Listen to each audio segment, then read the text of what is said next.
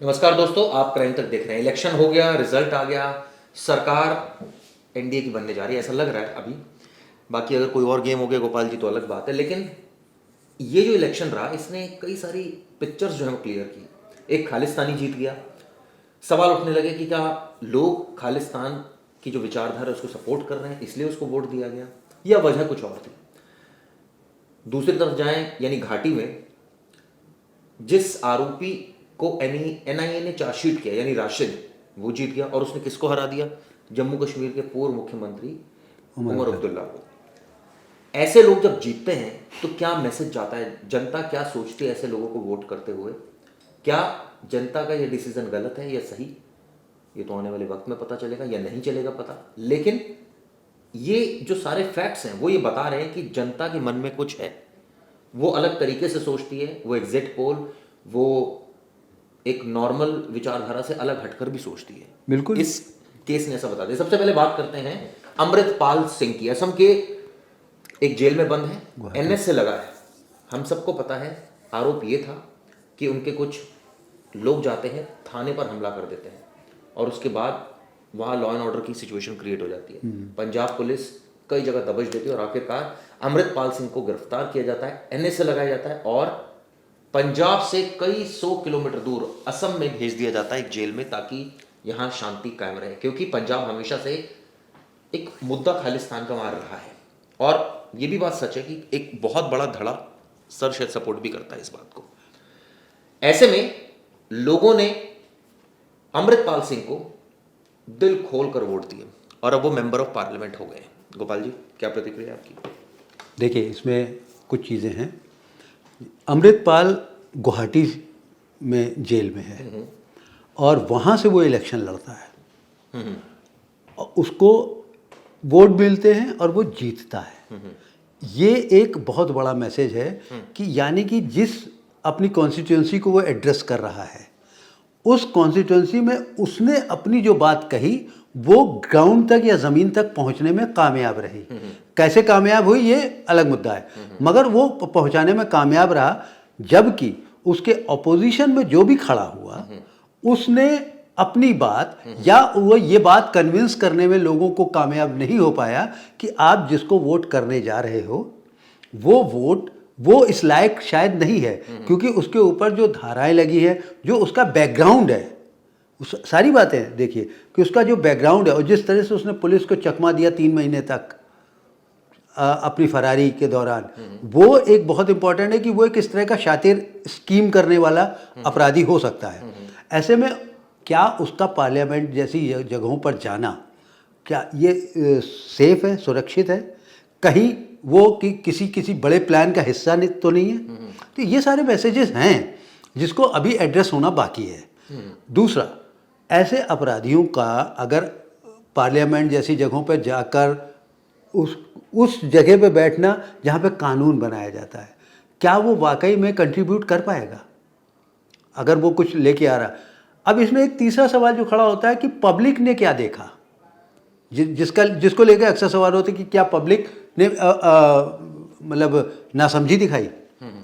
तो कहने का मतलब ये है कि उसके अंदर का कोई एक ऐसी बात, ऐसी खासियत लोगों के बीच तक पहुंचाई गई या पहुंची, तो वो क्या खासियत थी, वो क्या बात थी, ये बात बहुत इंपॉर्टेंट है। बहुत सही बात कही गोपाल जी ने। लेकिन नियम क्या कहता है? अगर आप दोषी सिद्ध होते हैं, जो कि एक रिप्रेजेंटेटिव ऑफ पीपल्स एक्ट है 1951, उसके अनुसार 18 साल की उम्र का सही दिमाग सेहत वाला कोई भी भारतीय चुनाव प्रोसेस का हिस्सा बन सकता है। बिल्कुल बिल्कुल। जेल या लीगल कस्टडी में रहते हुए कैदी भी श्रेणी में आते हैं जिन पर प्रूव नहीं हुआ है तब तक वो, जब तक वो आरोपी है तब तक वो चुनाव लड़ने का, अभी तक का जो नियम है उसके हिसाब से कोई भी आदमी चुनाव लड़ सकता है अनलेस अनटिल कि वो कन्विक्ट ना हुआ हो। राशिद के बारे में बताता हूँ, जो जम्मू कश्मीर, राशिद से पहले अमृतपाल सिंह की बात कर लेते हैं। राष्ट्रीय सुरक्षा अधिनियम यानी एनएस से लगा है, जेल में बंद है, देश की सुरक्षा को तोड़ने जैसे संगीन इल्जाम है। तो क्या ये एफआईआर गलत दर्ज हुई है? नहीं, लोगों ने इसको अभी तो ये इन्वेस्टिगेशन चल रही है, अभी भी चल रही है और ये देखा जा रहा है कि वो जिस मकसद से उसने जेल ब्रेक की थी वहाँ पे बेसिकली जो किस्सा था वो ये था कि वहाँ की पंजाब की जेल में उसके 2 साथी बंद थे। उन साथियों को छुड़ाने के लिए उसने अपने अनुयायियों के साथ मिलकर एक मॉब क्रिएट किया और बाकायदा थाने में हमला बोला। थाने में हालत ऐसी हो गई कि वहाँ के पुलिस अफसर को, जो कि दूसरे ज़िले में बैठा हुआ था, उसको ये ऑर्डर करना पड़ा कि इसको छोड़ दो, वरना वहाँ पे मतलब कैओस हो जाएगा, वहाँ पे बुरी हालत हो जाएगी, हिंसा भी हो सकती थी। तो ये सब चीज़ें क्या थी?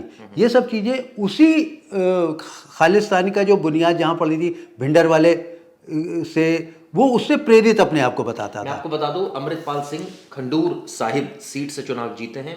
वारिस पंजाब दे संगठन के प्रमुख हैं उसके, और डिब्रूगढ़ जेल में बंद है, करीब 2 लाख वोटों से जीते हैं। इसमें जो एक फैक्ट और सामने आ रहा है, पंजाब की फरीदकोट सीट से एक निर्दलीय उम्मीदवार भी जीता है जिसका नाम है सरबजीत सिंह खालसा। ये कौन है? सरबजीत सिंह खालसा पूर्व प्रधानमंत्री इंदिरा गांधी के हत्यारे बेअंत सिंह बेटे के हैं। बेटे हैं। हाँ, आप सोचिए, आरोप किस पर लगा था? इंदिरा गांधी की हत्या का, बेअंत सिंह पर और केहर सिंह पर। और उनके बेटे हैं हाँ, सरबजीत सिंह खालसा। चिराग, इसमें एक सबसे इम्पोर्टेंट बात यह है कि अभी भी जो एक खालिस्तान वाला मुद्दा है, ये खालिस्तानी वाली बात है, वो अभी भी एक कमज़ोर नब्ज बनकर पंजाब की रगों में दौड़ रही है। कहीं ना कहीं वो एक बहुत, पंजाब में कितनी संसदीय क्षेत्र है सर? शायद 13 सीटें आई थिंक। 13 सीटें हैं। 13 सीट 11 है, 11 है, 13 है। 11 है। और 11 में से हम कह रहे 2 सीटें अगर उनको मिल गई ऐसे लोगों को जो जिनका करेक्टर कहीं ना कहीं क्वेश्चन में है, तो ऐसे में हमको सोचना पड़ेगा। सरबजीत सिंह खालसा को इतना नहीं मानूंगा क्योंकि वो बेटे हैं, बेटा होना गुनाह नहीं है किसी हाँ, बेटा होना गुनाह नहीं, लेकिन आरोप किसी और पर लगा। आप उनकी पूरी इंटीग्रिटी को लेकर अभी भी क्वेश्चन तो कर ही सकते हैं ना। लेकिन अमृतपाल सिंह पर तो सवाल खड़े होते ही हैं। तो उसका जो एक्ट है वो तो सामने है, वो तो ऑन स्क्रीन है। सवाल ये उठता है कि क्या कुछ ऐसे पंजाब में धड़े हैं जो खालिस्तान को समर्थन करते हैं? गोपाल जी, बिल्कुल है, बिल्कुल है, बहुत हैं। और अंदर खाने बहुत ऐसे लोग हैं जो इस तरह की एक्टिविटीज़ में इन्वॉल्व है, और उनको फंडिंग भी होती है, वो विदेशों से हो रही है। America, Canada, Netherlands, England, New Zealand, Australia, ये ऐसे पॉकेट्स हैं जहाँ से लोगों को, ऐसे लोगों को जो खासतौर से उग्रवादी टाइप के लोग हैं। बात करते हैं इंजीनियर राशिद की। इंजीनियर राशिद बारामूला सीट से इंडिपेंडेंट कैंडिडेट जीत गए और हराए किसको? आम आदमी पार्टी के, नो, जम्मू कश्मीर के पूर्व मुख्यमंत्री अच्छा, उमर अब्दुल्ला वो तो को। हाँ, आप सुनिए, ये जो राशिद शेख हैं, ये इंजीनियर है और 2 लाख से ज्यादा वोटों जी, से जी, हराया। जी। आप सोचिए, इसका मतलब वहां भी लोगों ने पसंद किया राशिद को। राशिद तिहाड़ जेल में बंद है और इन पर जो आरोप लगा हुआ है वो आरोप बड़ा संगीन है सर। आरोप लगा है इनके ऊपर,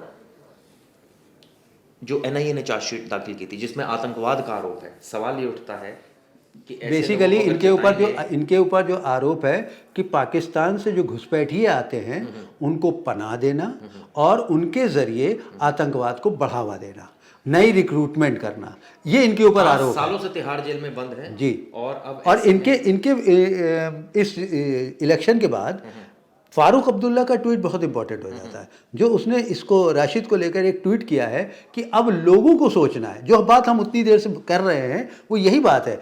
फारूक अब्दुल्ला ने भी वही बात अपने ट्वीट में लिखी है कि अब लोगों को ये बात सोचना पड़ेगा कि आप जिनको वोट कर रहे हैं वो अगर इलेक्ट भी हो गए तो वो कैसे काम कर पाएंगे, क्योंकि वो तो जेल में है और जेल में वो बाकायदा एक अपने अपराध की सजा काटने गया है। क्योंकि किसी पॉलिटिकल, लेकिन प्रूव नहीं हुआ।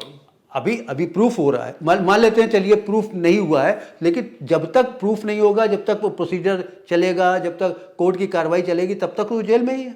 हाँ, बेल नहीं मिलती तो जेल में। अगर बेल नहीं मिलती तो जेल में, और जेल से वो कैसे काम करेगा? ठीक बात है। सवाल ये उठता है,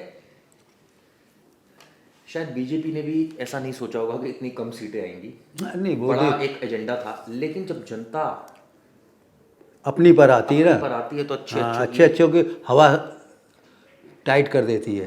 तो शायद इस इलेक्शन में यही देखा गया। लोग कह रहे थे 400 पार, लेकिन अब जब सामने आया एग्जिट पोल सब फेल, कहानी कुछ और समझ में आ रही है। ऐसे में कुछ ऐसे कैंडिडेट्स भी जीते जिनका आप बिहार के पप्पू यादव को भूल गए। हाँ, देखिए, सही बात बोली। पूर्णिया से सांसद बने, रो पड़े कल मैं देखा। वो अलग बात है, लेकिन उनका बैकग्राउंड भी कोई बहुत नीट एंड क्लीन तो है नहीं। ये अलग बात है कि वो बहुत सालों से पॉलिटिकल एक्टिविटीज में इन्वॉल्व। एक धड़ा ऐसा भी है सोशल मीडिया पे जो कह रहे हैं सरकार भी तो इनके ऊपर गलत मुकदमे लगाती है, तो वो असलियत दिखती है लोगों को समझ में। लेकिन पप्पू यादव पे तो कन्विक्टेड रहे हैं ना, वो तो तिहाड़ में भी रहे हैं। और उनके ऊपर तो बहुत संगीन इल्ज़ाम थे। ऐसे में पप्पू यादव का, देखिए पप्पू यादव का पॉलिटिकल एम्बिशन और पप्पू यादव की पॉलिटिकल आइडियोलॉजीज़ वो एक अलग मुद्दा है। लेकिन जनता को तो सर ये लगता है ना कि ऐसा आदमी हो सकता है, बहुत अच्छा काम कर रहा हो, लोगों की मदद करता हो, तो इसको नहीं तो क्यों फिर नहीं देना चाहिए वोट? तो फिर ऐसे में तो क्या, अब जनता पर सवाल खड़े करना तो हमारा काम नहीं है, लेकिन हम ये बात को ले सकते हैं, हम सिस्टम पे कहीं ना कहीं ये इस बात को ला सकते हैं कि कोई ऐसा नॉर्म्स हमारे चुनाव आयोग को ज़रूर एक इस्टेब्लिश करना चाहिए ताकि ऐसे तमाम लोगों को हम रोक सकें। सर एक बात बताइए कि गलत मुकदमा दर्ज हो जाए फिर? नहीं, मैं ये नहीं कह रहा हूँ कि गलत मुकदमा दर्ज करके गलत किसी को मुकदमा रोक दो। किस संदर्भ में, अगर किसी के ऊपर हत्या का चार्ज है तो वो संगीन हो जाता है ना मामला। अगर किसी के ऊपर चोरी का इल्ज़ाम है या कहा जाए कोई फ्रॉड का इल्ज़ाम है, वो एक अलग मसला है। चलिए, ये भी एक पहलू हो सकता है सोचने का, लेकिन ये इलेक्शन इसने कई तस्वीरें साफ की। आप लोगों का इस पर क्या व्यू पॉइंट है, जरूर बताइएगा। धन्यवाद।